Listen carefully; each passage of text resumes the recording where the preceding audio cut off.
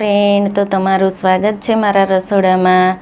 તો અવનવી વાનગી જોવા માટે ચેનલને સબસ્ક્રાઈબ કરો। જો મારો વિડીયો ગમે તો વિડીયોને લાઈક કરો, શેર કરો, કમેન્ટ કરો। બાજુમાં રહેલ બેલ આઇકનને દબાવો તેથી નોટિફિકેશન તમને રોજ મળતું રહે। આજે હું તમારી સાથે શેર કરીશ કોકોનટ મિલ્કશેકની રેસીપી। તો ચાલો શરૂ કરીએ રેસીપી। કોકોનટ મિલ્કશેક બનાવવા માટે મેં 2 લીલા નાળિયેર લીધેલા છે। તો આપણે આ નાળિયેરમાંથી જે મલાઈ નીકળશે તેનું આપણે મિલ્કશેક બનાવશું। અને આની જગ્યાએ તમે જે આપણે સૂકું નાળિયેર આવે તેને તમે ફોડી તેનો પણ તમે મિલ્કશેક બનાવી શકો છો। કટિંગ કરી અને તેનું પાણી કાઢી લેશું। ત્યાર પછી આપણે તેમાંથી મલાઈનો ભાગ કાઢી અને તેનો આપણે મિલ્કશેક બનાવશું।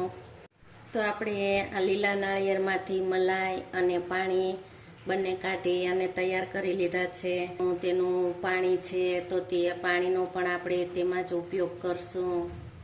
આપણે કાજુ, બદામ અને પિસ્તા 5 દાણા લઈ અને તેને આપણે પલાળેલા છે। કાજુ, બદામ અને પિસ્તા સારી રીતે પલળી ગયા છે। તો આપણે બદામમાંથી આપણે આ રીતની ફોતરી કાઢી લેશું। પિસ્તામાંથી પણ આપણે ફોતરીને કાઢી લેશું। તો આ રીતની ફોતરી કાઢી અને તૈયાર કરી લેશું।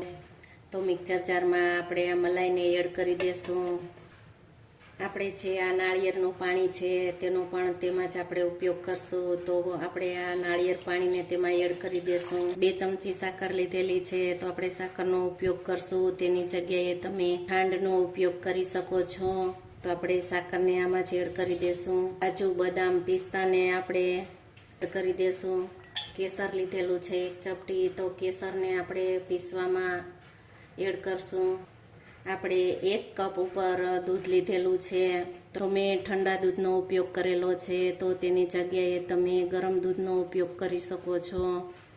1 ચપટી ઇલાયચી પાવડરનો ઉપયોગ કરશું।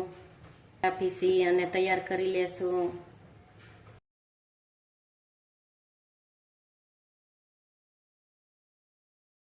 તમે જુઓ છો કે આપણું કોકોનટ મિલ્કશેક બની અને તૈયાર છે।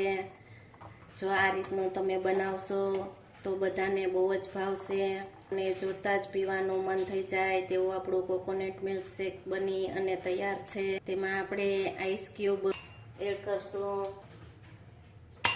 આપણે કોકોનટ મિલ્કશેકને આપણે સર્વ કરી લેશું।